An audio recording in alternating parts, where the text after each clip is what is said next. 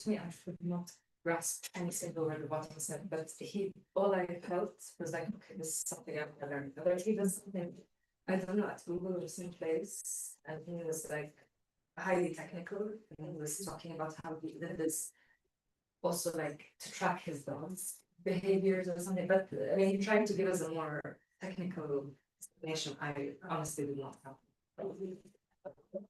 But it's essentially saying invent your own personal Wikipedia.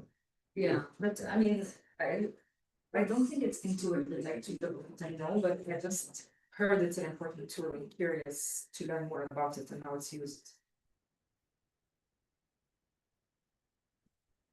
But as you said, yeah, I mean, it feels like it's used a lot in those contexts where like you have all of this information. Yeah, and stored in the you could do like basically, I guess Wikipedia is like a knowledge, yeah. You'll do like a wiki articles based on the knowledge as well. But like in the canvas section, does it mean like each node has like all of this data stored in it, like stored in each node? Yeah, because I found that really interesting too. Yeah, when I was looking at that, especially if you have like brand guidelines, or you want treatment or stuff like that, that could be really helpful. Yeah. Because especially for video editing, that's something that I would want is more like a visual. Yeah. Because I'm just showing examples, but it's like I want this text and I want that and yeah. Check it out.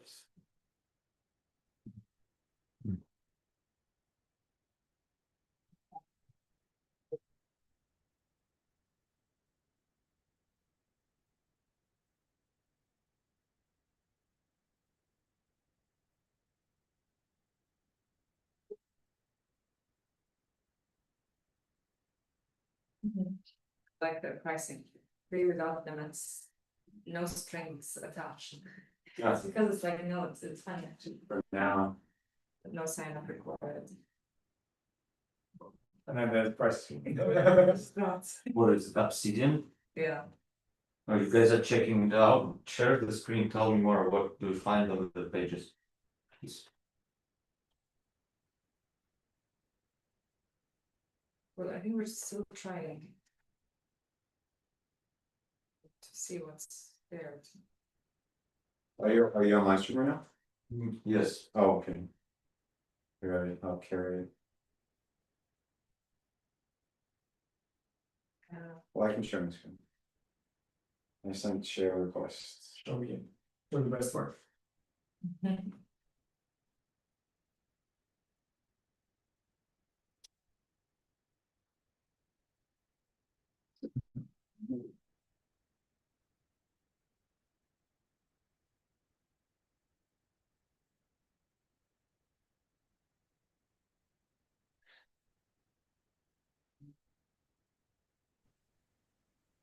All right, so one of our classmates found this tool here called Obsidian, and we're trying to figure out what it's helpful for. But the best example that we got to was like essentially a Notion and a Wikipedia for your own notes. And we're still trying to figure out what this could be helpful for. I mean, it's essentially your knowledge base and how you would use it in your workflow. I know that I use notes a lot. You guys use notes on your phone? Yeah, because I use that every day. It's not organized, random things like scattered not thoughts, to-do lists. Sometimes it's about work, things that I have to do. So maybe a pile of information right there. Yeah. But maybe this can actually help organize it for you. Because if it could do that, that'd be pretty amazing. Because if I could say, hey, can you look at the notes from the last few days and organize it? And then knowledge library, I think that could be helpful.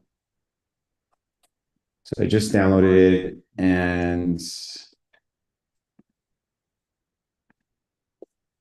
then let's see.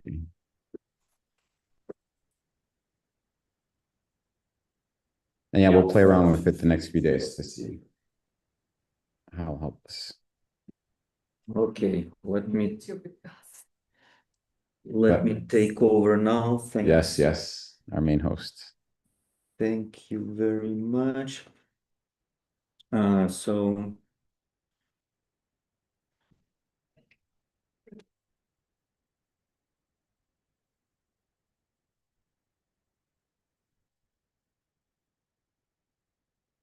Yeah. oh. Cool. So today we are going to have two parts for our video. For our class. One will just try to quickly cover graph databases, and then LLM Wiki concepts from Karpathy, Obsidian software, and a comparison with a tool called Graphify. So we'll start with understanding what Karpathy recommended as his LLM Wiki concept. So LLMs are stateless, and every conversation starts from zero. The standard fix is RAG. On each query, go reread the raw document, stuff the relevant chunks into context, answer, throw it away. It works, but it's wasteful. Hold on.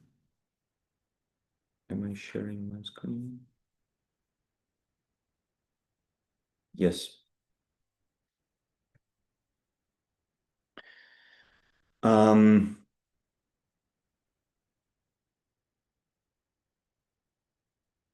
You rediscover the same knowledge on every single query and nothing compounds. Karpathy's Insights, LLM Wiki Gist, is a one-liner worth teaching. The tedious part of maintaining a knowledge base is not the reading or the thinking, it's the bookkeeping.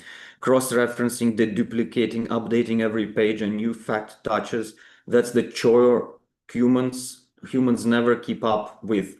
It's why Vannevar Bush's 1945 Memex never happened. I don't know much about that. We'll learn later. LLMs are tireless bookkeepers. So instead of rereading raw docs forever, you have the LLM incrementally maintain a persistent compounding wiki.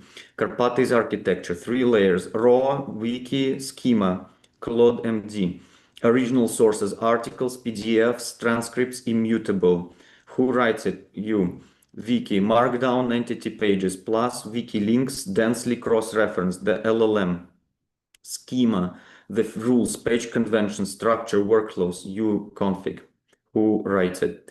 3 operations: ingest, read a new source, extract, integrate it into the 10-15 existing pages it touches, update, cross-refs. The keyword is integrate, not just append.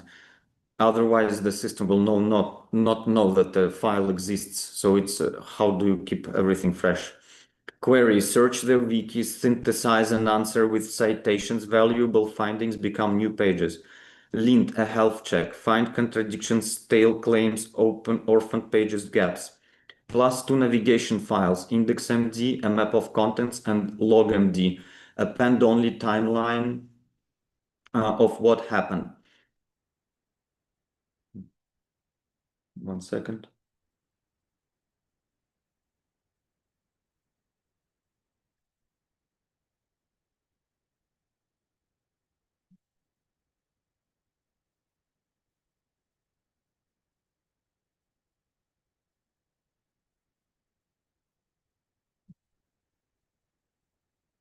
+2 navigation files, IndexMD, a map of contents, and LogMD, append only timeline of what happened. The payoff: human effort compounds into a durable artifact instead of evaporating in chat windows. The honest caveats teach these two. Okay, so we're preparing a next workshop chapter live, because this is also an R&D. Durable artifact instead of evaporating in chat windows. The honest caveats: model collapse. An LLM endlessly rewriting its own text homogenizes it. Vibe thinking you can outsource the understanding, not just the bookkeeping. And compounding errors. One wrong fact propagates across every link. The mitigation is Git history, human curation of raw, and running lint. Why Obsidian is the natural home for this? Obsidian is Karpathy's wiki layer, off-the-shelf, local plain text markdown, native wiki links, automatic backlinks, and a graph view. It's private files on your disk, and both you and your AI, example Claude Code, can read and write the same vault. So the loop becomes the LLM maintains the vault, you browse, edit it like a human. Agent reads the synthesized page instead of raw docs on the next task. That last point is where the token savings come from. The widely cited Claude Code memory setup reports up to 71.5 fewer tokens per session because the agent stops paying the rereading tax of 20k tokens per query. The last point is where the token savings come from. The widely cited Claude Code memory setup.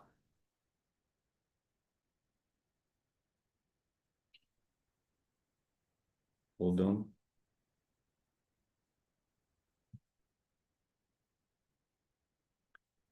Claude Code memory setup, Claude Code plus Obsidian plus Graphify, the definitive guide to token savings and persistent memory. 71.5 fewer tokens per session with Graphify.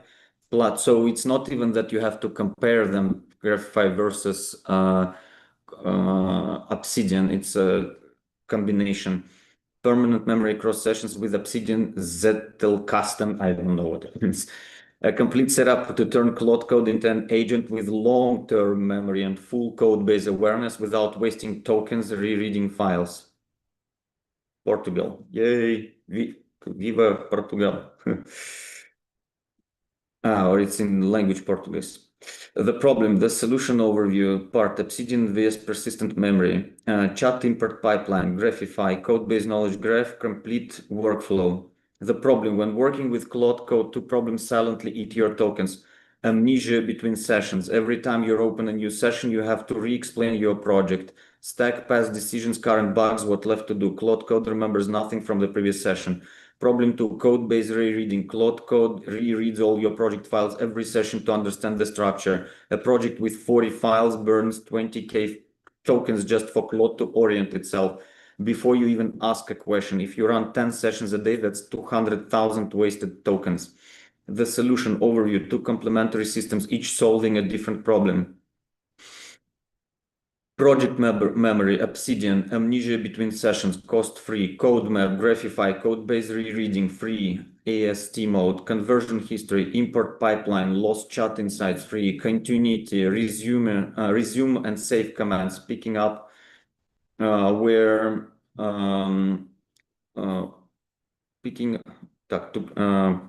picking up where you left off, free. Obsidian handles what was decided, declarative memory. Graphify handles how the code is structured. Structural map. Together, Claude Code starts every session knowing everything without rereading anything. So that I achieved using partially a setup called personal AI infrastructure. It's set up via terminal, and there is a GitHub repo for that. And you can even run a local host with a dashboard for this agent, and it has files that it saves across the projects that you manage within it, and gives context for like graphification future or obsidianization of document based. Bless you. Because if you just apply Graphify or Obsidian to an empty folder structure, it will not get you anywhere because nothing is connected. There is no shared context.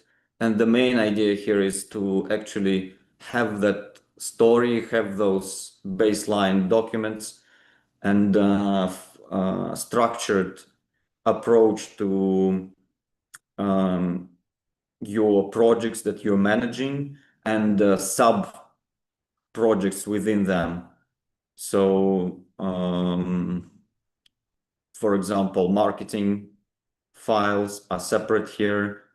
Everything that's project related per project is also documented for agents.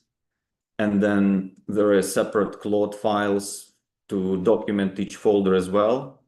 And this produces amazing results already by itself, even without the tokenization. Or I mean,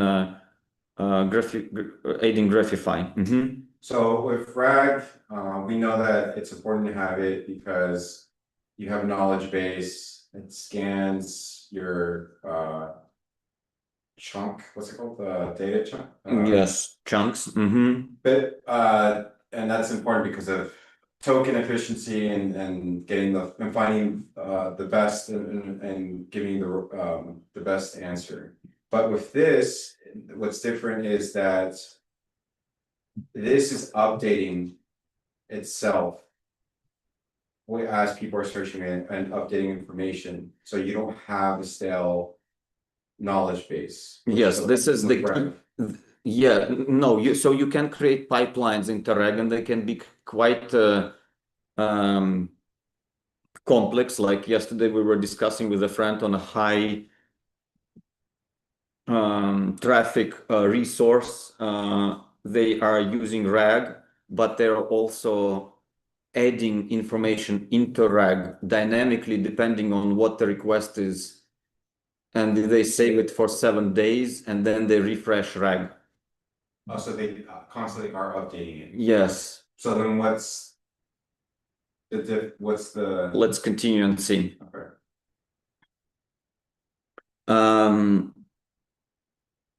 So caveat, model collapse. So LLM endlessly rewriting its own text homogenizes vibe thinking and attack. The mitigation is Git history, human curation, and drop. Why Obsidian is the natural home for this? Okay, so I have an Obsidian installed here on my computer. So ultimately, in order to connect it to this, so the main idea is to have that knowledge, okay, first of all, and then apply different storing like concepts to it and persistent like transferability, importing, exporting comes after actually having anything that you can protect, use, multiply. And here is Obsidian. And the first thing that Obsidian does and is useful is just that it reads those MD files naturally. And you know, if you try to open it up in Google Drive, for example, or in docx, it will be a file filled with hashtags and unknown pipes, right? MD files are tough to, are not very human friendly by default. So you need an interface to read those files. So this is the minimum thing that it does. It allows to keep track of all files that you have, but also represent MD files in a comfortable to read and digest as a human way, which is already good by itself. But also there is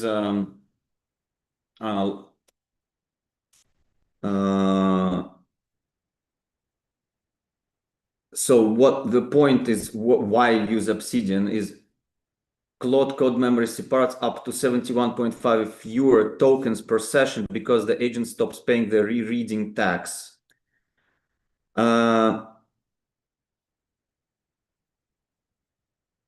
This is important. The distinction the class always gets wrong. Knowledge graph doesn't equal graph database, doesn't equal Obsidian's graph. That is the conceptual core, 3 different things. Obsidian's graph view is a picture of your node links. Nodes equals nodes, edges equals links. It is a visualization, not something you can query precisely. Great for humans, useless for which function call this one. Obsidian's graph view is a picture of your node links. It's a visualization, not something you can query precisely. Great for humans, useless for which functions call this one. Okay, so pretty much I gave out maybe one of the top important things of Obsidian itself is that you can see MD files, preview them and preview project structure here easier. And that's one. A knowledge graph is a structured data, typed nodes, entities, a function, a file, a person, a concept, and typed edges with meaning calls, imports, extends, mentions. The relationships carry semantics. A knowledge graph is structured data, typed nodes, entities, a function, a file, a person, a concept, and typed edges with meaning calls, imports, extends, mentions. The relationship carries semantics. A graph database, Neo4, is the engine that stores a knowledge graph and lets you traverse it with a query language. Cipher, it is the storage query layer, not the knowledge itself. Okay. And versus RAG vector search, vectors find semantically similar chunks, approximate, no relationships. A graph returns exact traversable answers. Show me every function transitively called by X is trivial for a graph and impossible for a vector store. Show me every function transitively called by X is trivial for a graph and impossible for a vector store. A graph returns exact traversable answers. Vectors find semantically similar chunks, approximate, no relationships. So, graph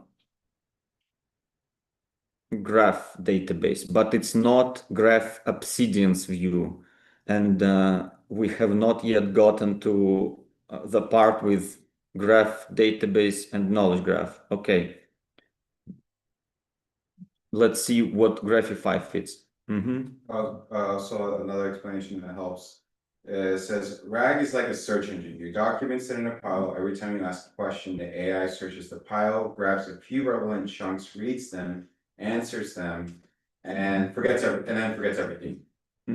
Ask a related question tomorrow, and it starts over from zero. Nothing is ever learned or saved. Karpathy's wiki is like a librarian who takes notes. Every time you hand the AI a new document, it doesn't just file it away. It reads it, it summarizes it, it connects it to what it already knows, and it updates it to its own organized notebook. If a new document contradicts something older, it flags that. And over time, that notebook gets richer and smarter. With RAG, the AI is doing the thinking work fresh every single time. With the wiki, the thinking already has been done and saved. The connections already exist as links between pages. The AI just reads its own well-organized notes and answers. Okay. So what I'm getting from it is like, RAG, you have to, so it's a manual process. You have to do it yourself. You have to update the documents. And if you share something interesting with it, it's like you have to do it yourself. But Karpathy, it's doing it for you, so you don't have to manually update everything. The trade-off is that the wiki costs more upfront. The AI has to do the reading and organizing work when you add each source, while RAG is cheap to set up. It pays that thinking cost on every single query. Okay. So far, what do I understand from this? I understand that the baseline is having that wiki update process. So Obsidian isn't even a part that's important in the LLM wiki LLM setup. The important part is that you have this structure where you ingest different type of files that are used in your projects, and you create a log out of them, and you also create some type of either skills or memories or relationships that keeps growing with your information ingest. So ultimately, you just categorize all the things that are happening within your processes, whatever they are, into repeatable instructions that each folder with a project will contain some agents file or Claude file or project documentation file. And then there will be files that will tell the goals that you're pursuing. So we have to think about LLMs as our second brains in this case very often. So we would like to represent our AI will be our mirror. If we use this hastily and just throw in things like every thought is a new session, it will get noisy very fast. if you have like patterns or repeatable memories that you derive from that can be aggregated into long-term horizon work projects or flows, they will need documented steps like change logs, architecture on how to build the projects, sub-projects within that, project requirement documentation on each of the subjects that you work on will help you outline future connections between your projects, get better results, configure sub-agents to work on your existing projects. So on top of that, we have Obsidian, and that Obsidian allows to see the files, for example, and creates a graph view of your files. I have not yet understood myself personally what is the benefit of having Obsidian according other than just a visual representation, because ultimately. But isn't Obsidian the example of a wiki database of the Karpathy wiki? Yeah, it's the same thing. Yes. It is? I mean, it's connected to Obsidian, yeah, the Wiki Karpathy, yeah. So isn't that the benefits of Obsidian? Is basically all the things that we talked about? Yes. Okay. Cool. And now we talk about Graphify. So let's open up Graphify and see what that is. So this is a knowledge graph software, let's call it. Open source skill that helps AI coding assistants understand multimodal code bases by building a queryable knowledge graph from code, docs, papers, and diagrams. And it's installed very fast. Let's just do that in a new terminal window here, because this is... What's a knowledge graph? Oh, I don't have pin. One second.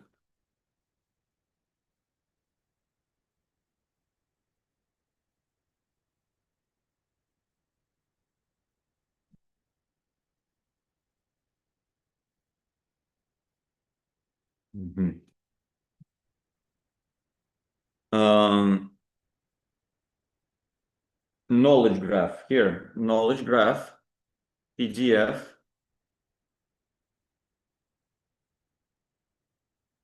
Oh, what happened here? Don't spam me. Maybe you clicked on ad.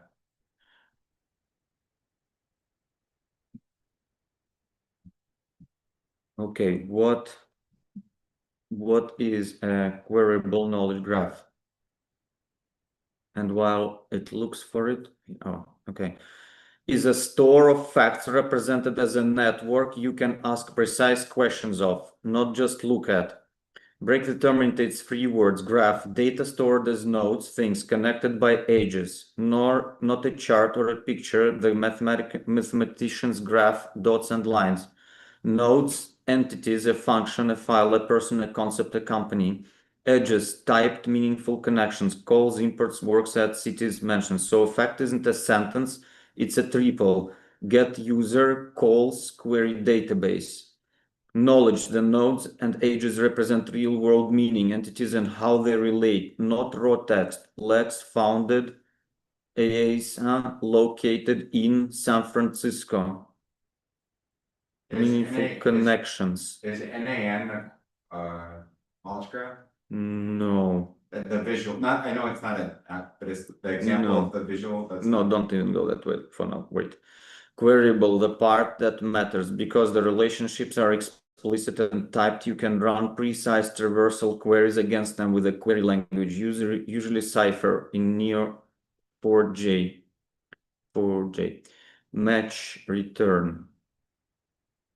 So this is a little bit of development, but this is, any software is described with the function, for example, you need to run in order to find, like to get what you want. So here's a function, for example, here. Okay, why queryable is the whole point.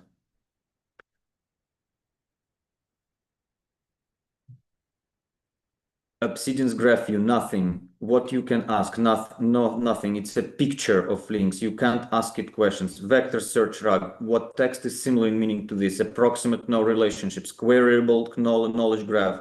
What is connected?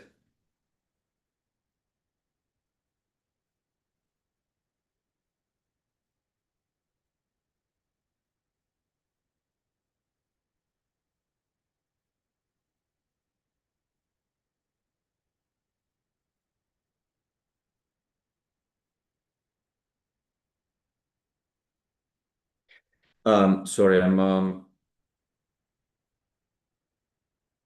checking if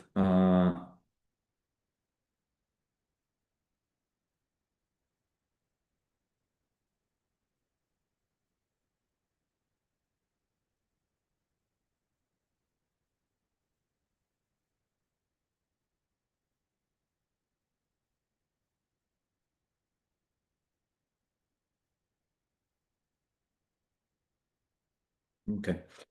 Queryable knowledge graph. What is connected to this and how following the links exactly reversible? A vector store can find nodes that sound like they're about payments. A queryable knowledge graph can answer which invoices belong to customers in California who paid late more than twice, because those are relationships and it can walk, not similarities it has to guess. Okay, I'll try to explain.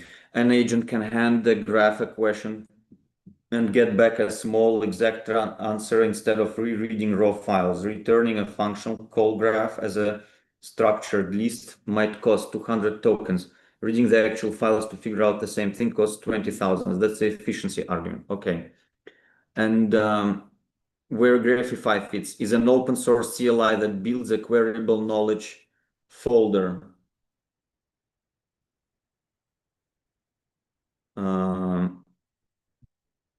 Three-seater parses codes into ASTs, call graphs, doc strings, LLMs extract concepts from prose.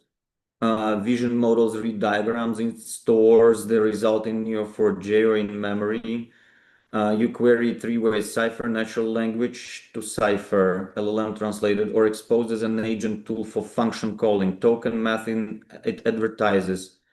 Functions call graph as a structured list, 200 tokens. In vs the raw files 20,000 as 70 to 90% cut. Note the correction to a common misconception. Graphify is not an Obsidian plugin and Neo4j is not its competitor, its backend. Graphify emits Obsidian compatible reports, the intended pairing. Graphify, the machine-facing structured graph, precise code structure queries. Obsidian, the human-facing wiki layer, decisions context nodes. Together, your AI's persistent second brain. So exactly what we were discussing previously. So Obsidian is for humans to read the files. LLM, Karpathy's LLM does not have anything to do with Graphify. The idea where you need to ingest Karpathy's LLM can be Daniel Missler's LifeOS, for example, because it provides algorithms and certain approaches to actually working with all that data that you pull from LLMs. And then this is all is just growing OS, personal AI operating system in our eyes. There are being features added to it from different ecosystem contributors, and things are getting better and better. Whatever issues or limitations currently running personal AI infrastructure there are will be slowly evolving this way. Okay, so now let me go over what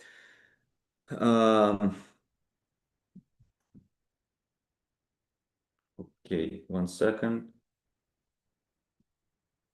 Graph knowledge base image.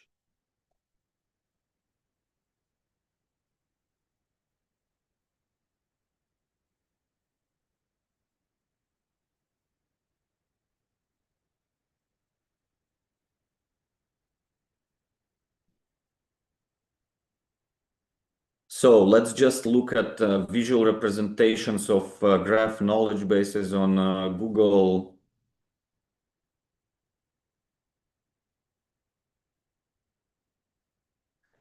Images.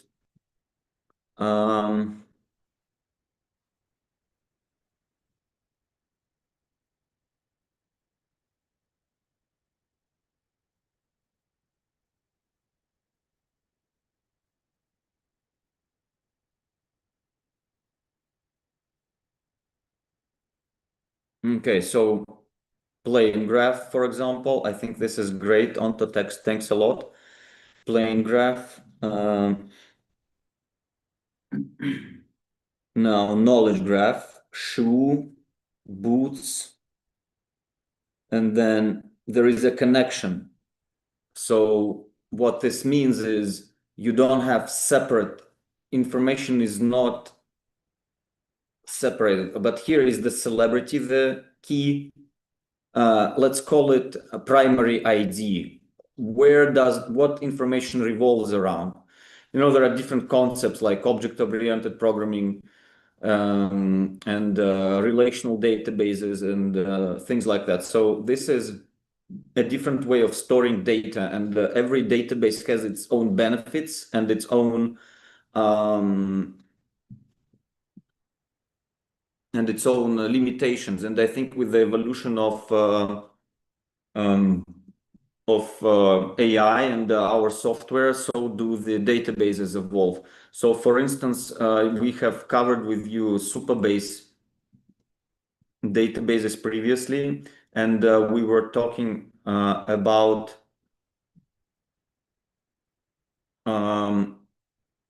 relational databases that look like Excel tables okay.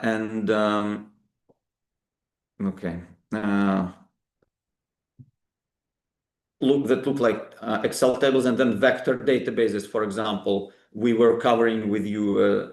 Do you have a concept of graph databases, or not graph databases, but vector databases? Yes, I do. Yes, you do. Okay. That's where you the data points find and match the closest data points, right? Mm-hmm. That's what was my question, was the difference between knowledge graphs and vector database. Mm-hmm. Yes, cool. So knowledge graph, remember we tried to picture this multi-dimensional vector space, and it's like pointing, and then you have numerical value for each location within that vector database. And then when LLM asks questions, you remember we have embedding, which is just numbers through comma separated values, pretty much, like one.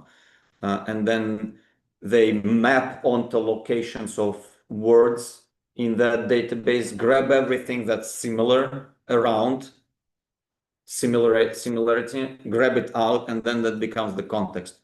So there is no real relationship of the context within a RAG system, meaning that long form relationships. Maybe the context is, but it's not identifiable on who exactly what. So we have the what information, but not the who. So graph information allows to connect the random data or objects with, let's say, and with other graphs within the same database of other information, like. Maybe can I just share my screen? Go ahead. Hold on.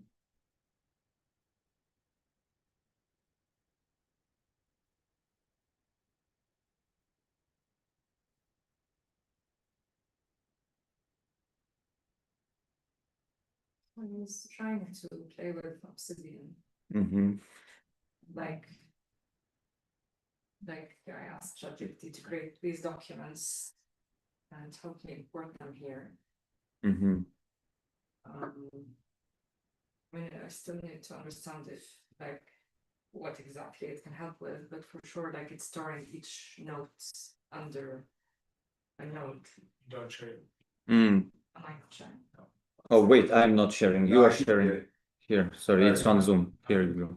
He's watching here. Big screen. So, okay, so I mean, at least I understand that you can. It's interesting, like some connections, like you see some nodes are related. Right. And that's the idea. So in vector database, that's impossible. Yeah, because it stores as chunks and it's number related and like where it is on a geographic. Right. Like, So you get the idea, right? yeah. Behind how it's a little bit different vector database from graph database. How it solves different kind of approaches. Claude, could I just share my screen? I don't know if you see it. Hold on, let me switch. No, Hassan here. I think what's different is here it shows like the relationship. Hmm. It can't give you the relationship, so knowledge graphs, vector databases can't tell you the relationship between things, and knowledge graphs can. So you have here dog loves bones, dog is Max, Max belongs to Sam, Sam is a human. And then here it has the difference between vector databases and knowledge graphs with that same thing. So vector base, we'll see like, okay, it's dog stuff, people, food. And then here the knowledge graph is like, oh, dog is a Max, people belong to Sam. And then here it's like, this is, well, I even see my clients, not all of them. One of my clients, Bozeman RV, they help with Google Ads. And Asher, he's the CEO. John used to be someone that used to work with me. And then this is another client, ClearCheck. And Andrew's a web developer there. So the vector database is kind of it doesn't match the relationships of the things. With knowledge graph helps to do that. Perfect. Did you see the graph? What's in the connections? It is. The one you just shared? Yeah, like how just. Yeah. Or you want to share your screen? Maybe just to, in case, because I think it's similar to what you were saying. Just in case, like something I didn't realize, like before I thought they were all just like dots in chaos, and now I understand like not only each of them stores some information and all, but How they're related. Yeah, you have cells, CSLs, pricing, objectives. Yep. Yeah, but yeah, it's interesting how it's stored, but I think I still would give it later to see that. I understand that it stores this information, but and each one has information, but I'm curious what uses you can help with. So back to the original thing that you had, you said the ultimate. You're showing this page where it says you're supposed to have the wiki plus the knowledge graphs. Yeah. Gives you the ultimate what? Personally, infrastructure. That's the ultimate way to have. This is my graph. Your brain?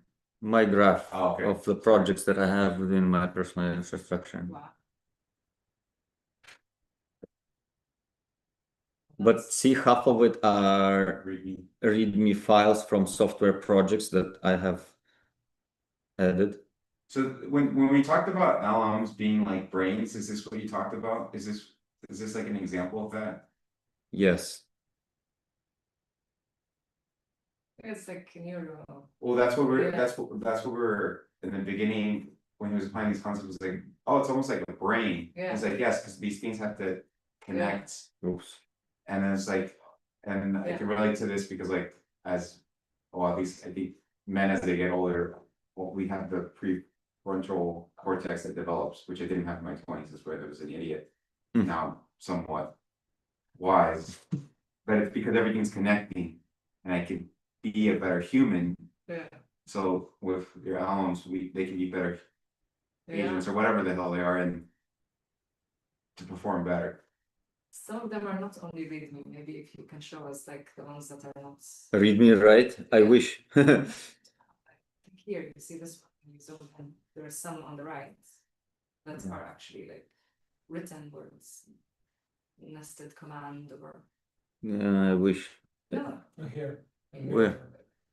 If you zoom in, Yeah, the Zoom in. yeah, I mean maybe it's the same word, but I don't know. Like No, clicking we're it seeing off- options, so It's like. Oh, these are files. Okay, So software projects can be.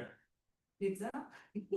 So if you click on one, does it also like show you if you click on one of the nodes, like does it? does it show? Let's see, let me find, for example, some file, marketing. Okay, and it shows up So it shows you all all, the and it was nodes. very fast. Did you see like Yeah, yeah. that was immediate marketing? Bam. So it shows you all the Running copy company discovery. with the word marketing. in it. For example, or workbook. Did you just create this? Workbook. No, I had it running. I just haven't used it much. For example, workbook. This is very, okay, yeah. Very good. So it's a way to show you visually what's going on or like what are the groupings, and it's also a way that you can access the information stored inside this. Yeah. That's, But see, not the file, not the programmable files, because for that you need Cursor or Claude Code, Codex and other software. So you need a bunch of things. This is for reading document files ultimately, just the files that are human readable. And I'm not even sure the red chats though. this is a picked good up idea chats to as well. hear everything here, huh? But it picked up chats when you were, Yes, picked up chats too. so it does pick up those conversations as well. I mean, it probably can. But mostly just visual. I think, yeah, you can connect to your ChatGPT Cloud chats as well. Yeah, because that would be super helpful. Yeah. Your Slack conversations, everything. Yeah. You can connect more on this one. Okay, let's install Graphify, close the fine. I bet it would be super interesting, but creepy to do it on yourself. Like on your life. Because you could do this with your life or your brain. Or even like what your thoughts throughout the day. But you're comfortable, you already composed your you will be, yeah. Like for me, like one thing I'm processing is my thoughts every day. Yeah, Good and bad. yeah. Why do I have them? How does it relate to this? Mm. So I can see like how this can be really Yeah, helpful. And it's exactly like a brain. It's like today's a good day. Why it's a good day? It's motivation, mom, America, AI. But also bad thought. Oh, okay. Negative why, bad sleep. Okay, maybe bad meditation. Okay, weather. But Mm. I can see how. yeah. It's Diary recognition. Yeah. I have a, I think I have a diary of my life like last 10 years. Me too. So if I upload that, What do you? How do you write it? Hmm? Where do you write it? where did you put it? Like, yeah, do you write it in paper or on a On the document? computer and document. Oh, me too. So one thing I want to do is because I've been doing it the last maybe 12 years. Yeah, same, exactly. Also, you probably want to upload it to Claude and say, tell me as a therapist, as a coach, and everything like. Oh my God, it's the story of my life. Yeah. Read a movie. Visual movie of my life. So when are you gonna do it? I think I'll first do it with probably like open source one. So it doesn't go over. Because maybe I write too much personal details. Oh, me too. I read everything. Yeah, they don't want it online. But it's good to have like an open source model, local model, local model. Not online though. what app are you using? Sorry, I to just- store these. Just Google Docs. Yeah, it's the same. Yeah. I have Google Docs here, but the older one I have like an offline file. Surely there are analytics tools that can take, okay, maybe, but I mean like. Oh, even Gemini can do it now.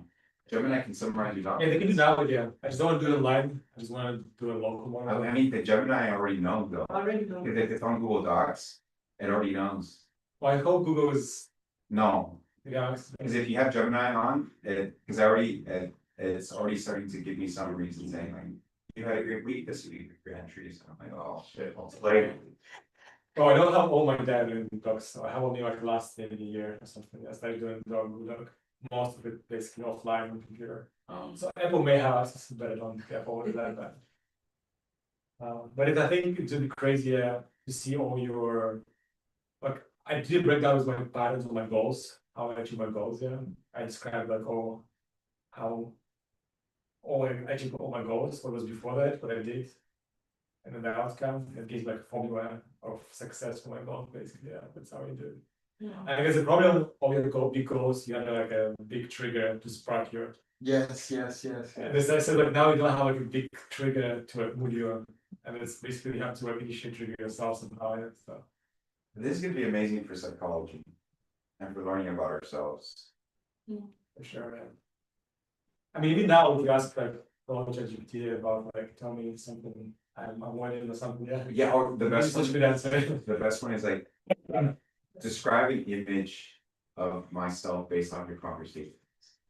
Yeah. Me and my friends at Disney are pretty There was crazy. a there. question of something like roasting or something. Yeah. Also, the good one, do like a BI report yourself, like what this kind of human is, you know, Wait, what? like do like a BI report on yourself kind of thing. And it gives you like a profile of you. Oh my god, so like Yeah. It has these tendencies, yeah. You know, like the is it a threat? Yeah, like very low threat, you know, like.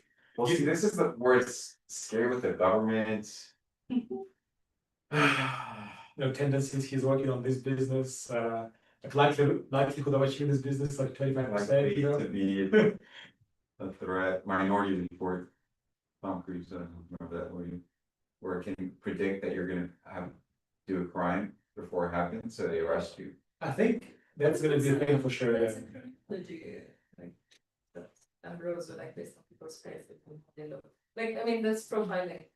Yeah, it's not. I think NSA can already crime before it happens, you know, So NSA. it's probably already happened, you just saw. Yeah, if someone like does some weird incognito Google searches or whatnot, yeah. But that's profiling. Also. Yeah, That's sure. how, Yeah. like statistics and trying to predict. Okay, so let's continue here for a second before we switch to our cybersecurity lesson. Hopefully Bogdan shows up. If not, next week. You see my screen, guys? Yes. Wonderful. I checked about Graphify as well, and it looks like Graphify would be good for codebases specifically, and you don't really need it for your petty personal human files. Not yet. Not yet, because I guess as human you don't have as much context for those for that stuff when it becomes your personal. But for let's say for our development projects, like I have a project called Hub. So how it says this is the difference. So based on everything that we checked out, look at this.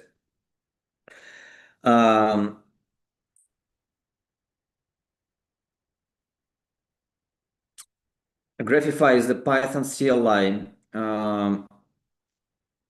Build the graph per repo, not globally. Your work per project. AI Start Academy CPB build a team to run it inside each repository you want the agent to understand. CD projects, ISA update. Let's run this in terminal.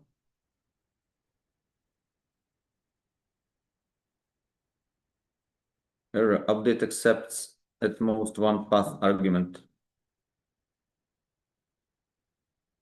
Okay, ISA, Graphify,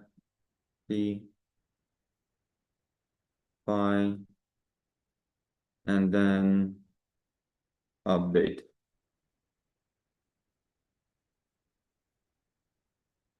So this is how you launch through CLI. This Graphify database, Graph database open source project from GitHub. The installation is also not that difficult. You just run a command from the website. Bruce.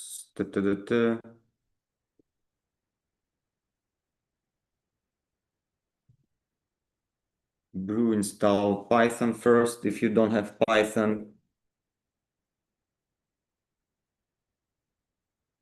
And UV tool install Graphify and installs it.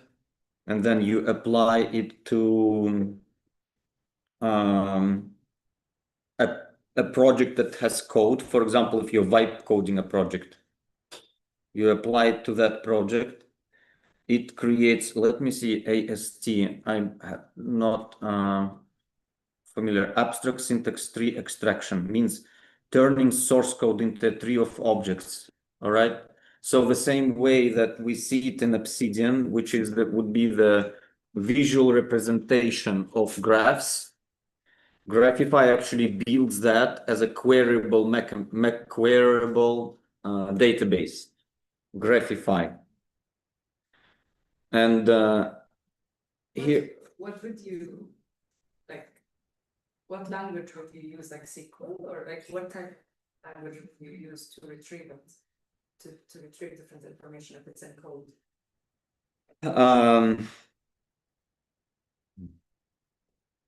let's see. So the real question is, how do you use it within your Claude code setup?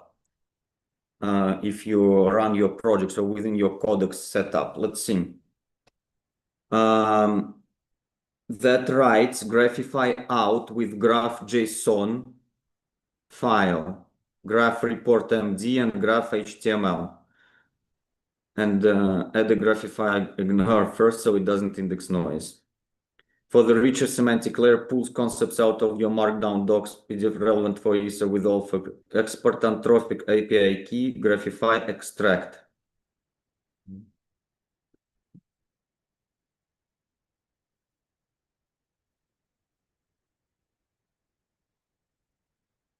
Incremental scan. No support extension, skipped. No LLM key API found. All right, well, Anthropic API key. this is the new computer. Close, we all hear it. Huh? We don't need to get that close, we all hear it. It's overwhelmed, huh? That's editing a 12-minute video. Okay, I'm adding currently Anthropic key. I'm just hiding it on my unshared screen. And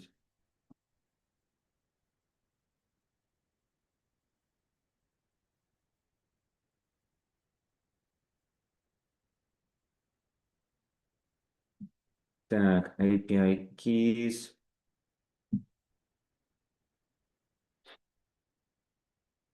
Graphify.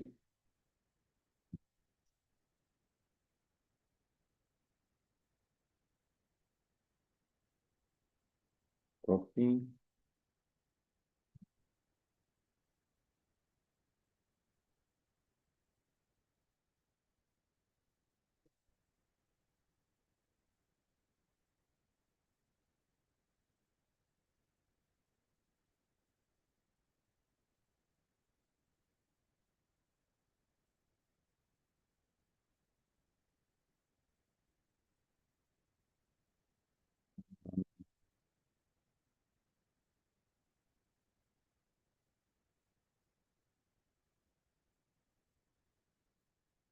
Okay, so we gotta be careful with the memory now, but here we are. I added the key, Graphify extract. Oops. Graphify extract and dot.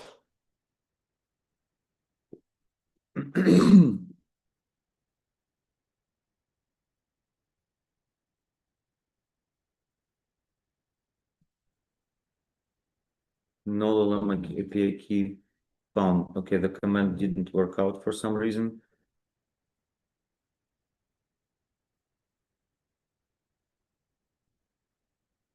Hold on.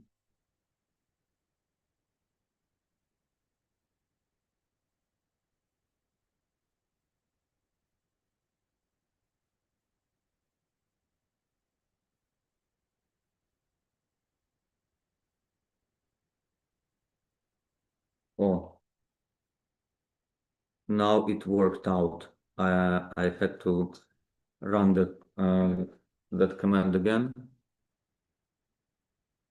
So here it's going into chunking process of my AI Start Academy's project on my personal AI infrastructure setup, and return the response but emitted Graphify extract error. All semantic chunks failed for backend Claude. Okay, see per chunk errors above. Requires the X passage.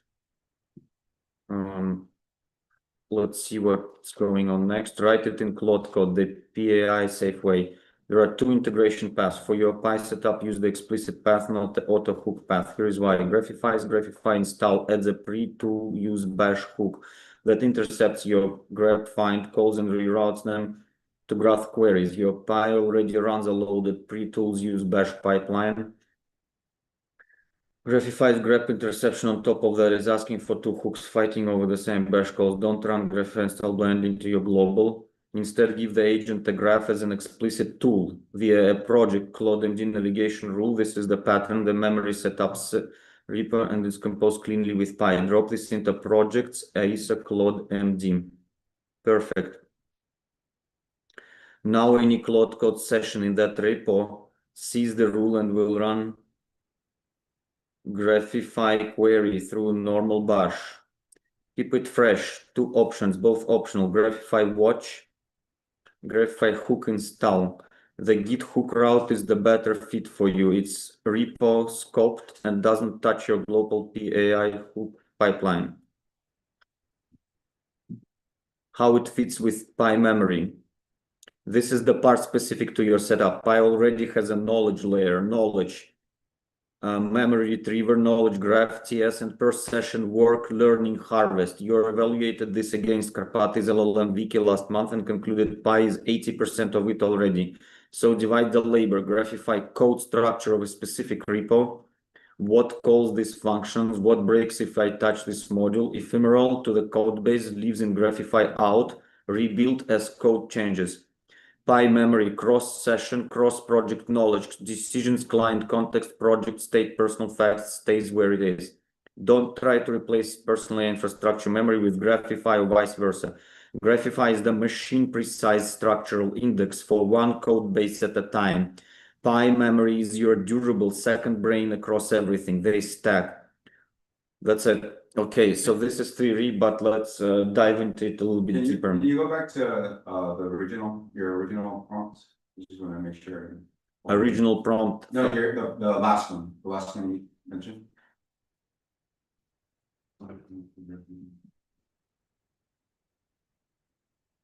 And then go back to the previous one. What is it? Knowledge? Yep, knowledge query. But after that, after the knowledge base query, where it connects to Pi basically. After I install it, but how do I use it from Claude? I said, okay, got it.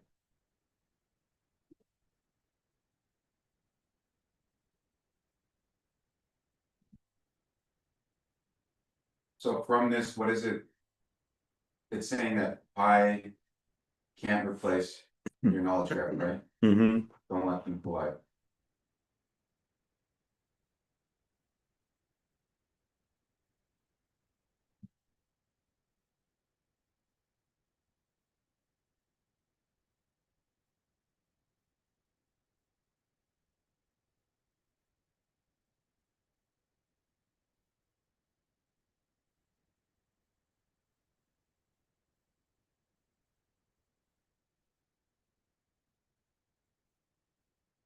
Okay, let's see some commands on Graphify while we're here. Purge, also delete Graphify out directory. Perfect, this is what we need. I hope it can be done without uninstall. Or maybe, yes, we just uninstall it, that's right. Graphify, purge. Oh, well, no, okay. What's wrong?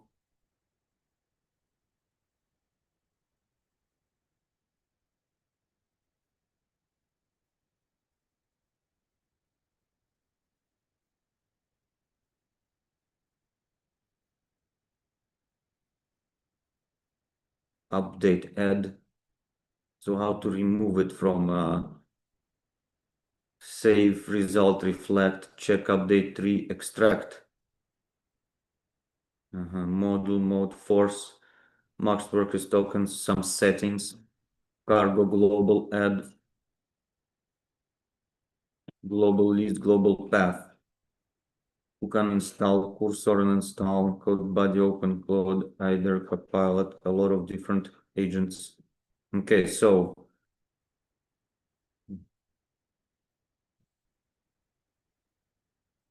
I did what? I looked into a certain folder, 1 second.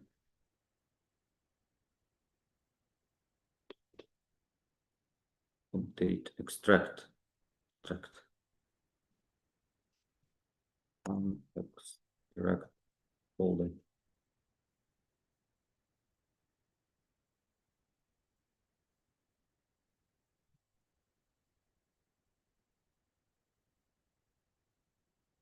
How to extract a folder.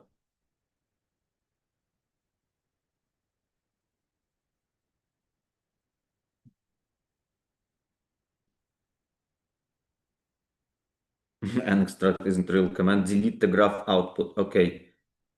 Remove. Okay. So this we can do because so it doesn't matter much. Okay. Okay. And we'll go directly into hub, for example.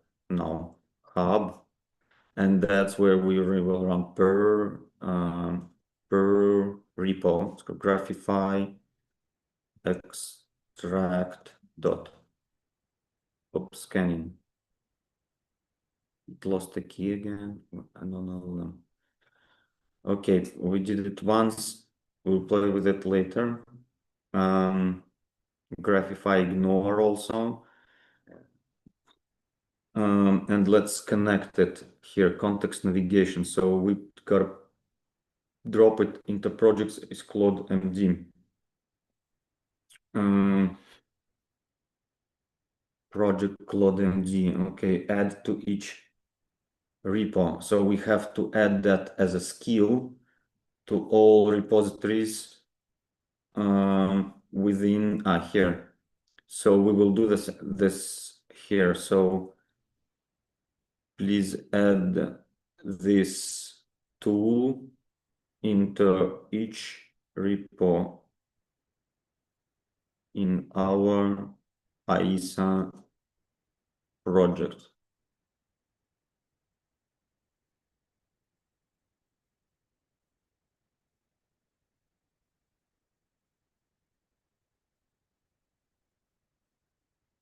That's it, and it'll add this instruction. So for every software project within my setup now, there will be an ability to include Graphify database, graph database that should reduce by 75% the token usage. Each project can be read by me and visualized as this cool graph via Obsidian. And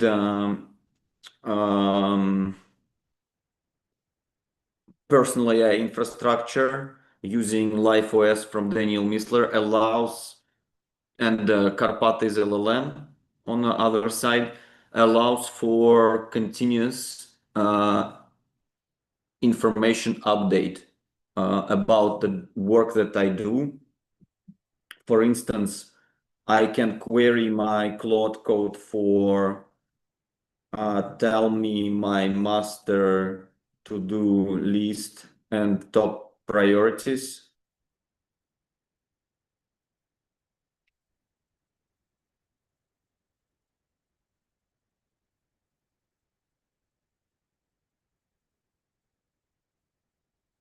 And have full context about all projects that I work on within those structures that we covered today. Do you guys have any questions on personal infrastructure, graph, knowledge bases, Obsidian,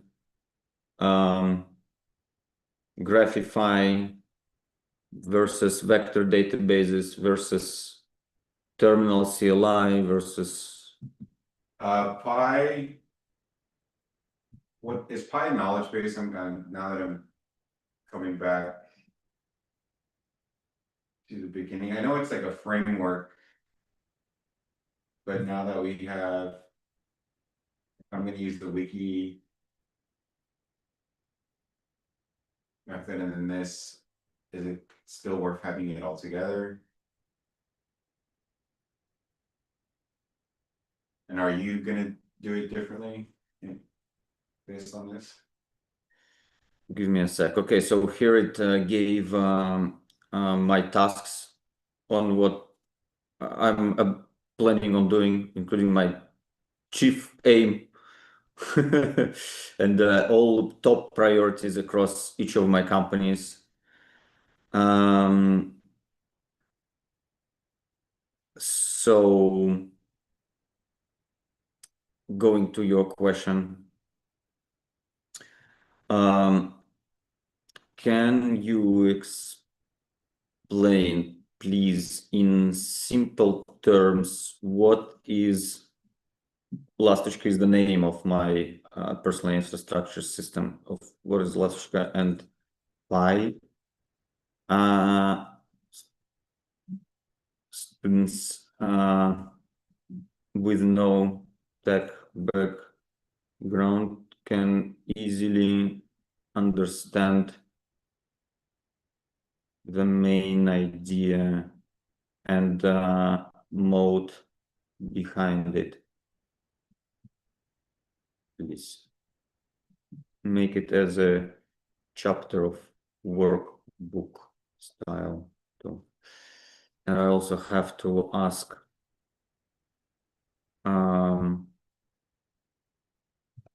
please convert this into a next workbook chapter for future students.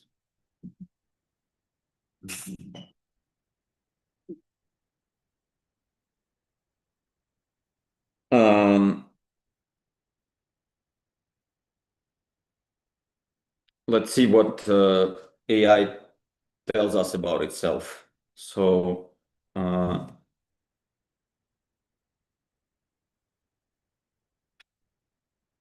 give it a second.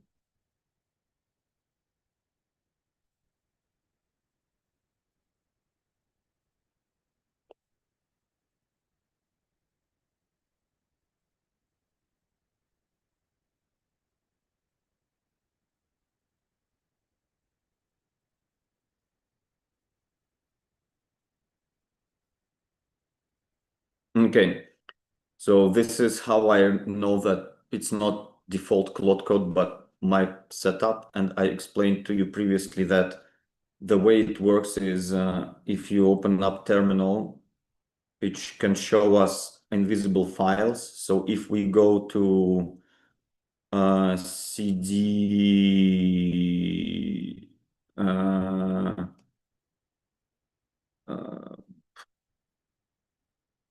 How do you have this kind of tabs in general set up? just plus here. I mean here shell new tab.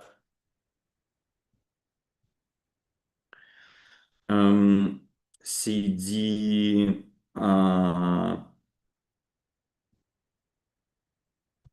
wait here. No, this is previous folder. Oh.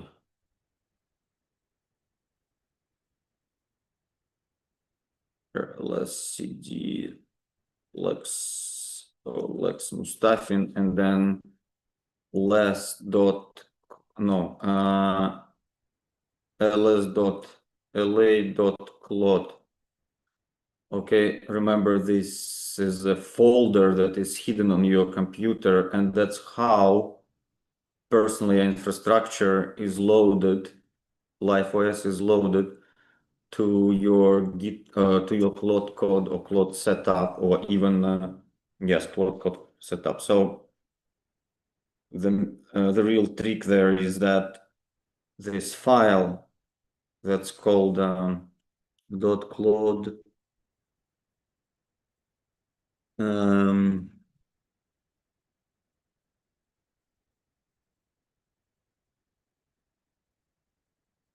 ClaudeMD here, less .claude / ClaudeMD installs launches it, you know, like an operating system would load variety of different files in order to run all the applications on your computer. An AI system would load a lot of text files with instructions that it will use in order to run the way you want it to run. And in this case, it has to have some type of a process where all files that are required are indexed and listed somewhere and loaded on AI start. So the Claude code setup would load its default ClaudeMD file, and that file would have instructions to load our infrastructure, our operating system, AI operating system. So you can have your own operating system here. And we know that Serge has built his own. Cortex. Cortex. Yeah, I can show actually as well on the demo. Cool, go ahead. So also I copied that from Graphify as well. Wait.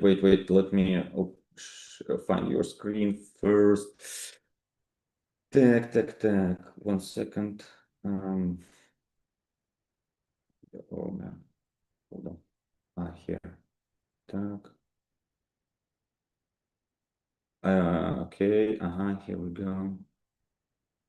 So this is like a kind of great framework to have any business with sort of like an iOS. And it's basically this system is so far in VS Code, but it's good to have a separate. I'm like slowly transferring all this into kind of a separate dashboard, more visual. Dashboard would be somewhat more visual here. But this is like a structure you can onboard your business. So to ask you like main questions about your business, what are your goals, or what you're trying to automate, what's your recurring like task you do, and then you just do a daily brief. There are different daily skills like daily brief, level up. So if you hit level up, for example, like a skill level up, it'll suggest you what you can do to level up basically. And you can do audit of the business, knows about the business, about me, about priorities, maybe standard operating procedures here. There's like different things. And it's basically a self-improvement system. You can connect it to like Obsidian and to wikis and have like all this kind of self-improvement system, and you just level up every day. And okay, what can I improve? How can I improve my business? Yeah, and it's like there's all this kind of photo structure, so the agents like knows where to look. But this is not an Obsidian that you're using? No, it's not. This is not VS Code, yeah. And this is code here, yeah. The agent here, code. What was the other one? We said via the first. VS Code. Yeah, this is VS Code. And what is that? Oh, this is this one. See this middle. Okay, that's what you're using to. Yeah, this is the most popular thing for coding mostly, but it's also easier to use with a Claude and have like a photo structure like this. It's an example. It's an alternative to like Obsidian. No, it's an alternative to His system, yeah. this is like Cursor. Cursor. You mean VS Code or the VS Code is Cursor. Okay. Well, Cursor is where you have all your. So this is what I'm trying to understand. Cursor is where you have. How do you use Cursor? How do you use Cursor? I'm not sure. Because if you have a SaaS product or software, this is where you have your lines of code, right?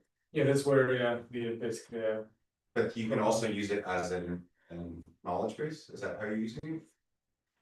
it's kind of both. You can have a knowledge base here, all the context. But I mean, like basically this model is a living computer basically. This is the new computer, yeah. And kind of goes through them, just visually shows you them. So your knowledge base is on the computer, yeah. You usually back it up to GitHub. And this is more control center, you know, where you're have an agent, because you know it's hard to build a system in the Claude core itself. So this is more like a control center where you can have it doesn't have to be a Claude here, you can do also like other Copilot from Microsoft. It's actually Microsoft, yeah, no programs. So I've only seen VS Code like to use it if I'm using Python. Yeah. But that's like code. So here it's like language. So I'm Yeah. confused how. Yeah, you can do both code or just language, because I talked here to Claude here. Yeah, see, this is Claude. So you can like run Claude on VS Code. Yeah, yes. And then Just not to him like, yeah, like just right. what is the advantage you get here that you don't get on Claude code? So this kind of like structure, folder structure, and everything. So it's like easier to you can run through terminal here too. Okay. So terminal basically the advantage is easier to And it's work. always lives here. So whatever you put here Yeah. remains here and you can access it.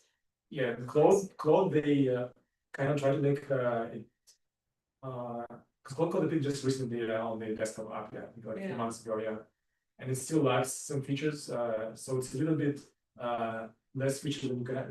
Here you have more customization. You can have like other agents as well, not just Claude Code.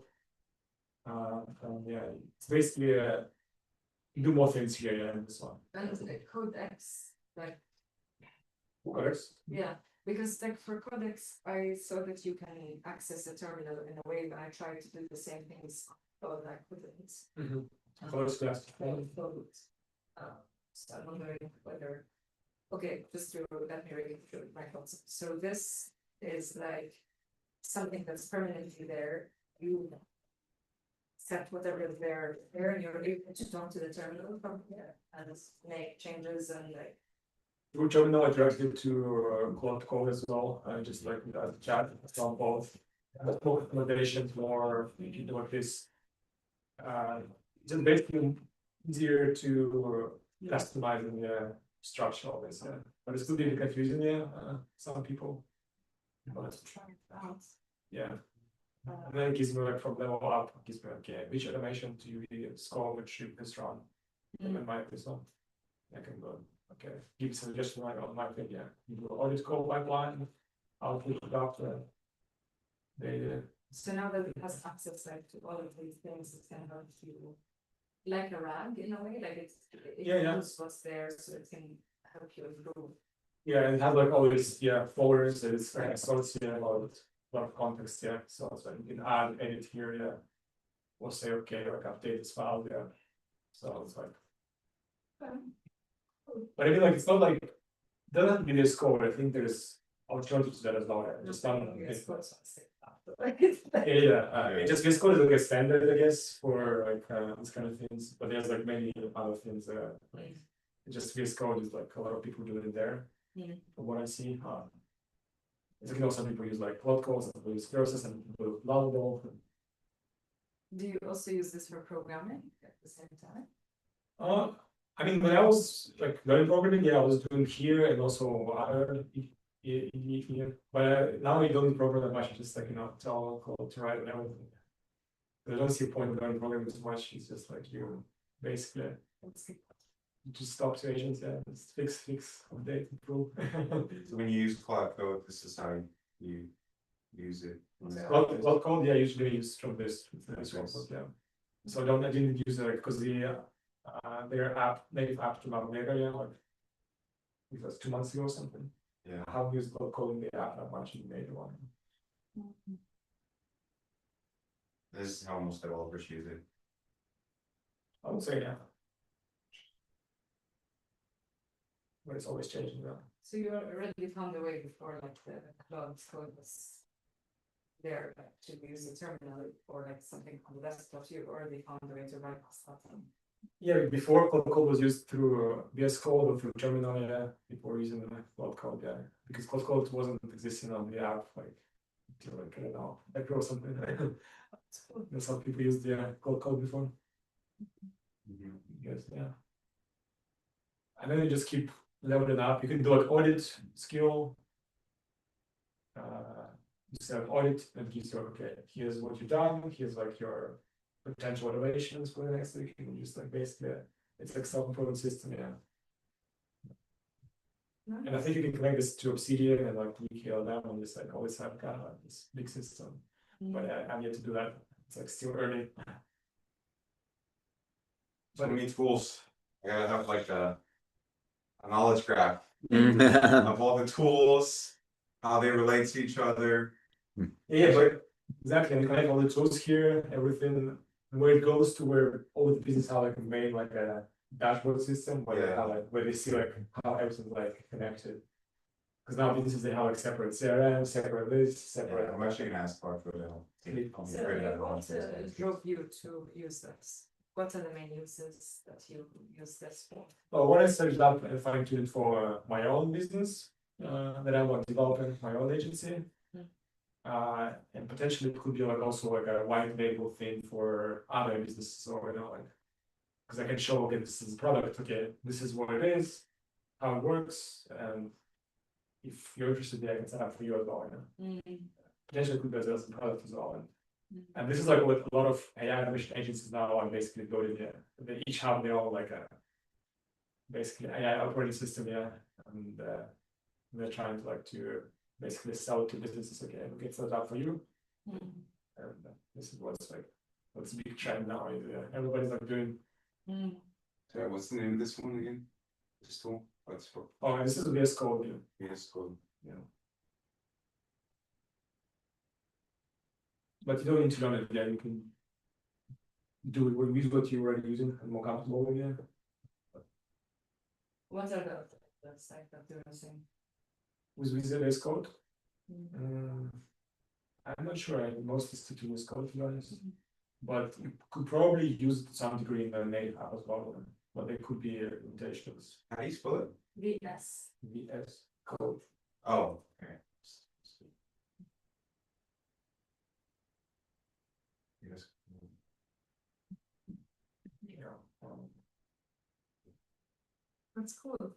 It has all the files, and when you talk to it, okay, and it updates all the files. Yeah, if you have also like different skills, you can see your skills here. Okay, here's this skill. Just like it's all updates. Yeah, you can say like, well, okay, actually the ops skill is really good answer, and I wanted to like have more towards like automating my tasks or something towards something like this.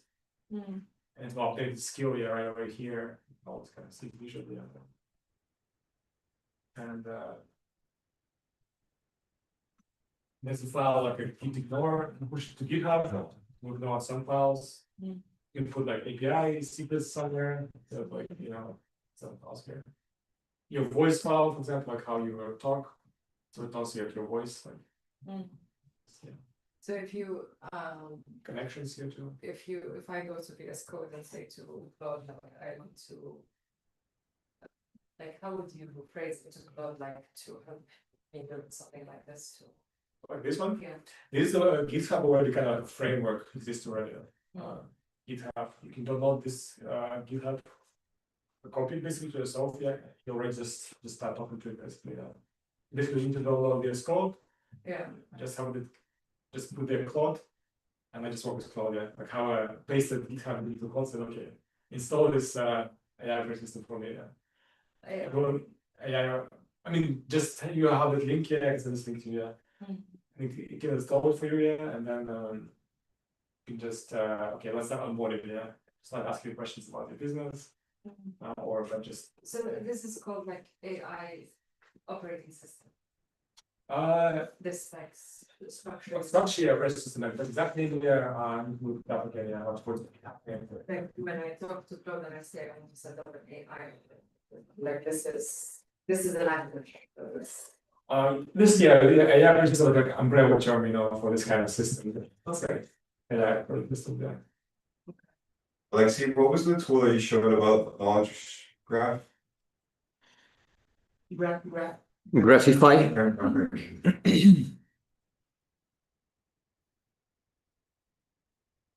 It's cool. Anything else to show? Oh, no. Oh, stop. Okay.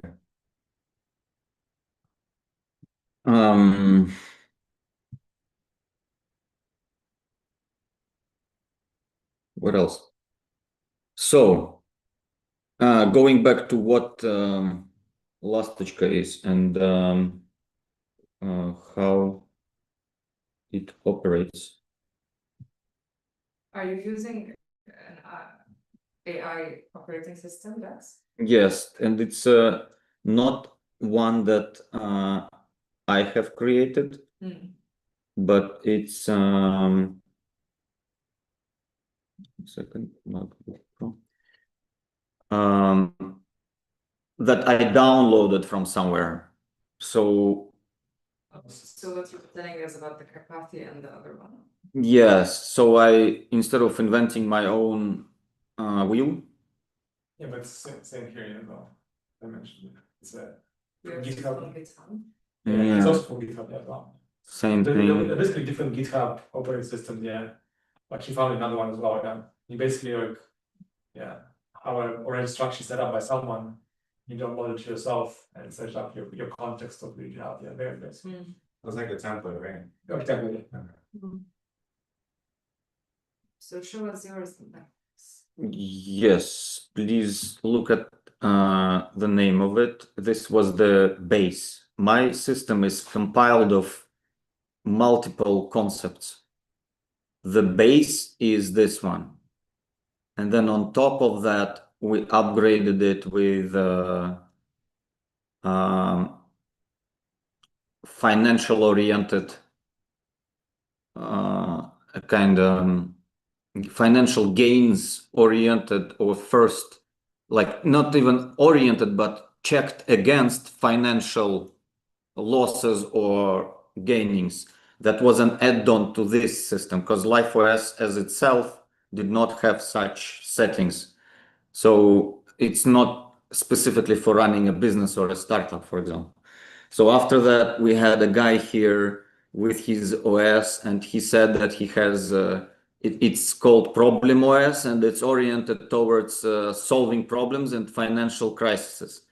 So we exchanged our descriptions between agents of his system to mine to his, compared them. So he integrated what was missing from his operating system. My Claude code updated its core system. That was second patch. Then I read about LLM's Karpathy's LLM Wiki by Karpathy, just randomly somewhere on, and there it explicitly says if you would like to train your Claude code to run the way that the concept Obsidian and stuff that we just went through, just point your LLM here, your Claude code setup, your agent, because it's agentic, applicable to any agentic system. You can technically add it to OpenClaw for persistent, and OpenClaw has its own system, which is Soul-based. Remember, yesterday we looked through similar. So Claude Code has Claude.md files. OpenClaw has Soul.md file. So that was second patch. Third patch, Wiki LLM, it added Obsidian layer. Now, fourth patch is the Graphify part for repos. So it's a non-ending process from what I understand, and it will probably evolve further. It's yours, the interface, is it the Claude interface? Yes, where you start realizing is that you only have access, you need only access to your chat box. You don't need the third-party interfaces on a daily basis. You don't check Figma that often. You don't check UTrack or any other services that you may be using, or Zendesk. You can just query them from the chat box, and it will give you the reports, the graphs, the diagrams, latest status, recommendation. So all third-party services become queryable. Which one did you use from this one? I don't remember exactly the name, but it was something LLM something. Yeah, I can give you a link as well, by the way. Okay. But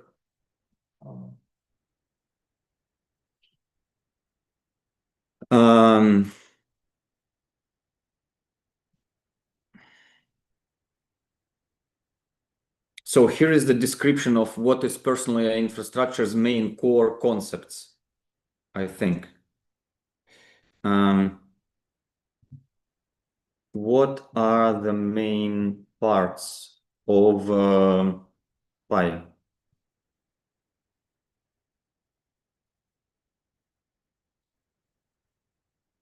The main parts of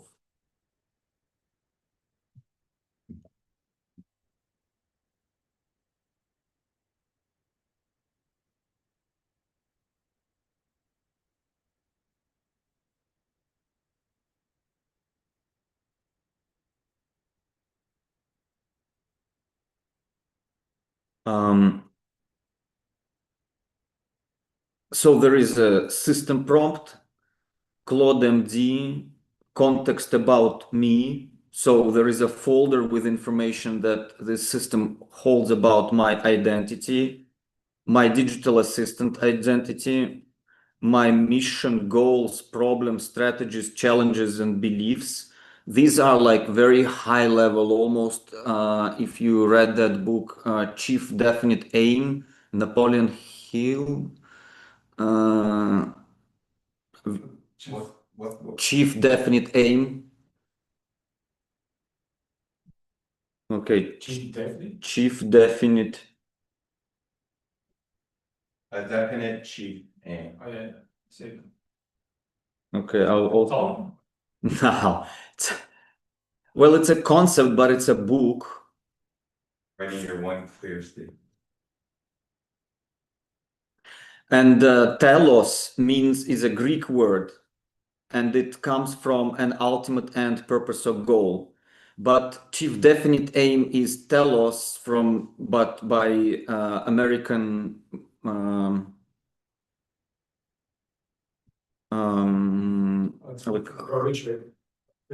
top selling Think and Grow Rich. Yes. It's like the most popular, like the classic words as well. What's your mission statement? Here we go. Okay, so let me finish this first and then we get there. Projects, what you're actively building, business, health, finances, domain. I think finances was probably added by that patch, but I'm not sure.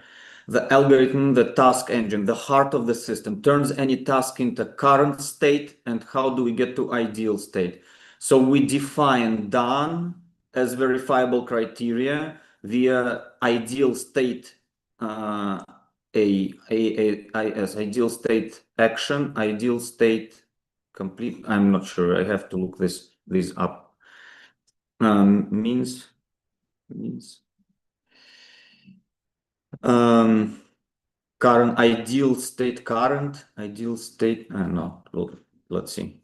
Ideal state criteria. Sorry, ideal state criteria, specific checkable list of what must be true for a task to count as done and done well, not make me a landing page, but loads under 1 second head. So a long tail explanation of what needs to be achieved. It's ultimately our system prompts, but repurposed in more playbook style things. Passes mobile out, matches brand colors. Each one is independently verifiable. You can point at it and say yes or no. It's the difference between a vague wish and a testable spec. ISA, ideal state artifact, the single document that holds those criteria, plus the problem, vision, constraints, decision, and the log of how understanding evolved. The AISA is the container, the ISC, the criteria inside it. The one ISA per task project acts as the source of truth that drives the build and verifies it.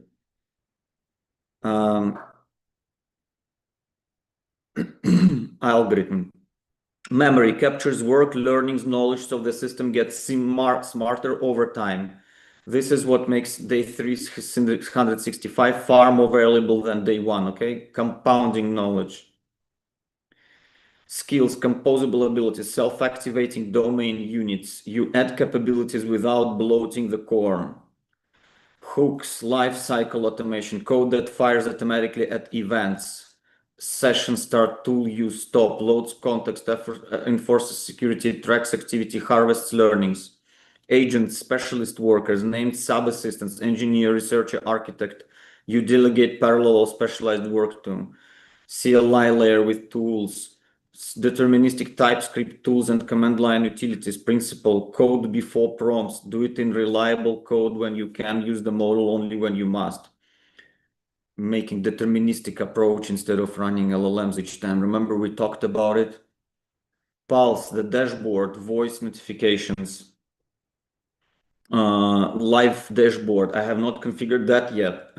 Security pipeline, inspectors that guard against prompt injection, bad egress, and rule violations before actions run. So these are the main functions of this mode, and it's like a mode of Claude Code, I guess. It's like an identity, and this identity has a name and a little icon here.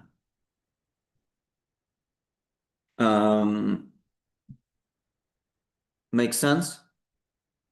Questions? Concerns? Okay. Then if you don't have any more questions about personal AI infrastructure, Obsidian vs Graphify, Karpathy, LLM Wiki, LifeOS,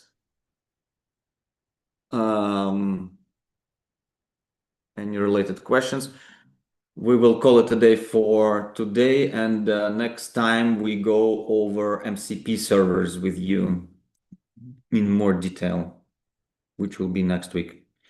Thanks everyone who joined us live from reporting here on latest AI news with our team of young AI researchers, each one for their own benefit, for agency, for consulting, and for humanitarianism. And my mental health. And mental health. And was here with you, Lex Mustafin from A Start Academy's San Francisco mission location. Check out our live classes here on YouTube. Check out our hub and subscribe. Share this channel with your friends who want to learn about AI, and join our in-person and online 3-week evening cohort to get everything that you see here live, hands-on, in person or online via Zoom. Thanks. Bye. And leave your comments below. What is your mission statement?